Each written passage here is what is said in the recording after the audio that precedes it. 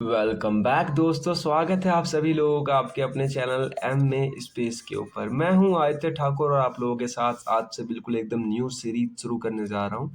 New series इसलिए क्योंकि इससे पहले मैंने इस चैनल के ऊपर ये वाला सब्जेक्ट नहीं पढ़ाया। सब्जेक्ट का नाम है basically industrial engineering. Short form में सब्जेक्ट को बुलाते हैं अपन लोग IE। आप लोग कंफ्यूज मत हो ना, सब्जेक्ट बहुत ही आसान है अगर किसी अच्छे टीचर से पढ़ते हो, किसी अच्छे पढ़ाने वाले से पढ़ते हो तो। नहीं तो सब्जेक्ट काफ़ी कॉम्प्लिकेटेड हो जाता है। सब्जेक्ट का जो सब्जेक्ट कोड है लेटेस्ट वाला वो है BME 503।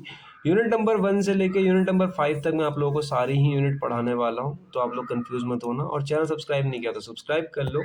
अब यहाँ पर जो आपको प्लेलिस्ट की लिंक है वो सारी की सारी आप लोगों को कहाँ मिलने वाली है, यूट्यूब के डिस्क्रिप्शन में मिलेगी। मेरी टेलीग्राम चैनल की लिंक भी डिस्क्रिप्शन में मिलेगी। एक सबसे बड़ी बात जो मुझे आप लोगों को बतानी थी कि मैं सारे न्यूमेरिकल्स भी पढ़ाऊंगा। बहुत से लोग न्यूमेरिकल से भाग जाते हैं, बट अपन लोग सब कुछ पढ़ने वाले हैं, तो चैनल सब्सक्राइब कर लेना। अब देखो, मैं ये ओवरव्यू लेक्चर लेकर आया हूँ कि इंडस्ट्रियल इंजीनियरिंग सब्जेक्ट क्या है, इसके अंदर हम क्या क्या पढ़ने वाले हैं। तो जैसे ही आप मार्केट में जाते हो तो आपको पता चलता है कि आप अगर कोई प्रोडक्ट बना रहे हो तो उस प्रोडक्ट में लागत कितनी लगनी है, उस प्रोडक्ट को चलाना कैसे है, उस प्रोडक्ट की बजट कितनी है, वो कितने दिनों तक बिकेगा नहीं तो ख़राब नहीं होगा, कितना पैसा आएगा, कितना रिवेन्यू बनेगा, कब घाटा होगा, कब मुनाफा होगा। ये सब कुछ इंडस्ट्रियल की नॉलेज आपको इसी के अंदर मिलती है, इंडस्ट्रियल इंजीनियरिंग की। और ये वो सब्जेक्ट भी है जो आप इंडस्ट्री में जाने के बाद फील करोगे कि पढ़ने का कुछ तो फ़ायदा हुआ है। यूनिट नंबर 1 में सिर्फ आप लोगों को इतना ही बताया जाएगा कि हम प्रोडक्शन किस तरीके से करते हैं, कितने प्रोडक्शन में कितना खर्चा आता है ये नहीं बताया जाएगा। प्रोडक्शन करने के मेथड क्या होते हैं, प्लांट को किस तरीके से हैंडल करा जाता है, किस किस टाइप के प्लांट होते हैं, कैसे स्ट्रक्चर करके रखे जाते हैं। यूनिट नंबर 2 के अंदर हम लोग देख रहे होंगे कि प्रोसेस कौन कौन सी चुन सकते हैं। जैसे मान लो, मैं छोटा सा एग्जाम्पल देता हूँ। जैसे मान लो आपकी एक बिस्किट की फैक्ट्री है, ठीक है। बिस्किट की फैक्ट्री को बिस्किट बनाने के आपके पास दो प्रोसेस है, प्रोसेस नंबर 1 और प्रोसेस नंबर 2। प्रोसेस नंबर 2 में आपकी पर बिस्किट जो है ना वो 2 रुपया बन रही है, ठीक है। 2 रुपए की एक पैकेट बन रही है, आप मार्केट में 5 रुपए बेच रहे हो। 1 रुपया आपका जो है वो ट्रांसपोर्टेशन का खर्चा आ रहा है, यानी 2 रुपये आपको फायदा हो रहा है। दूसरे वाले केस में है कि बिस्किट आपकी 3 रुपए की बन रही है, एक बिस्किट का पैकेट 3 रुपए का बन रहा है, मार्केट में आप 5 रुपए की बेच रहे हो और 1 रुपए का ट्रांसपोर्टेशन कॉस्ट आ रहा है, जिसमें आपको जो फायदा हो रहा है वो 1 रुपए का हो रहा है, ठीक है। That is profit. यहाँ पे भी प्रॉफिट मैं पी से डोनेट कर देता हूँ और यहाँ पे भी प्रॉफिट पी से डोनेट कर देता हूँ। तो आप दोनों में से कौन सा प्रोसेस चुनोगे कि किस प्रोसेस से हम बनाएंगे तो हमें ज़्यादा फायदा होगा। ऑब्वियस सी बात है प्रोसेस नंबर 1, क्योंकि 1 में जो है हमें लागत ज़्यादा बचेगी, हमारे पर बिस्किट पे 2 रुपए बचेंगे। तो हम देखेंगे यूनिट नंबर 2 में प्रोसेसेस की कैसे कैसे प्रोसेस होते हैं, और प्रोसेस को चुनने के लिए हम डिफरेंट डिफरेंट मेथड का यूज़ करते हैं। वो मेथड है CPM क्रिटिकल पाथ मेथड या PERT हो गया, ठीक है। तो बेसिकली ये हम कुछ मेथड्स पढ़ेंगे यूनिट नंबर 2 में। न्यूमेरिकल है यूनिट नंबर 2 में, ठीक है। अब बात कर लेते हैं सीधा यूनिट नंबर 3 की, क्योंकि मैंने 1 और 2 तो बता दिया आप लोगों को। अब देखो 3 में क्या है। 3 में बेसिकली हम पढ़ने वाले हैं कि मान लो आपने कोई सामान बना लिया, बिस्किट बना लिया आपने, तो उस बिस्किट को कहीं पे रखोगे अपने दुकान में या होलसेल में या पूरे प्रोडक्शन प्लांट के अंदर में, तो वो रखे रखे खराब ना हो, उस पर बिजली की बिल आएगी, AC चलेगी। या फिर कोई ऐसा सामान बनाया है, जैसे सामान आपने स्टील का बनाया है या जो है मेटल का बनाया है, उनके ऊपर कोरोजन हो रहा है, तो उनका जो पैसा बचने का और कब तक में आप कितने सामान बेच दोगे तो आपकी कंपनी फायदे में आने लगेगी। तो बेसिकली इतना भी हम पैसों का आंकड़ा लगाएंगे वो इसमें लगाएंगे, ठीक है। सारी कॉस्ट जो होगी यूनिट नंबर 3 में होगी। यूनिट नंबर 3 में हम पूरे पैसों का आंकड़ा लगा लेंगे, हम फायदे में जा रहे हैं, घाटे में जा रहे हैं, इतना पैसा बच रहा है, इतना पैसा एक्स्ट्रा लगेगा। यूनिट नंबर 3 के अंदर ये सब कुछ पढ़ेंगे अब, ठीक है।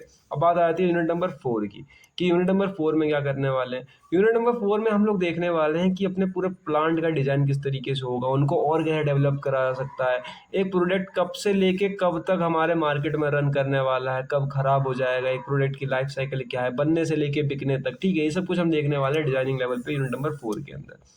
उसके बाद लास्ट यूनिट पे आ जाते हैं यूनिट नंबर 5 के ऊपर। वैसे सब्जेक्ट बहुत आसान है, न्यूमेरिकल भी बहुत सारे हैं इसके अंदर। यूनिट नंबर जो है आपको लोगों का 2 पूरा न्यूमेरिकल्स है। 5th में भर भर के न्यूमेरिकल है, मैं यहाँ लिख देता हूँ, लाओ।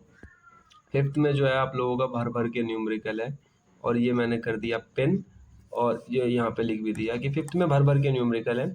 यूनिट नंबर 5th में आप देखोगे कि जो आपने प्रोडक्ट बनाया है, जो मैंने बिस्किट में बताया ना आप लोगों को, बिस्किट आपकी कितने रुपए की बैठी थी, ऑब्वियस सी बात है 2 रुपए की आपकी बैठी थी, जिसमें से 1 रुपया आपका क्या हो रहा था, ट्रांसपोर्टेशन का खर्चा आ रहा था, जिसमें आप 1 रुपये ट्रांसपोर्टेशन का खर्चा आ रहा था पर बिस्किट पे।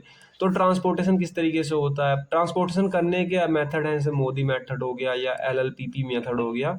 तो इसके ऊपर न्यूमेरिकल्स भी काफ़ी सारे आते हैं। और जब मैं पढ़ रहा था, जब मैं बीटेक कर रहा था, मैंने भी AKTU से ही किया है, तो उस समय ट्रांसपोर्टेशन का एक क्वेश्चन बहुत ज़्यादा था, मतलब फेमस चल रहा था।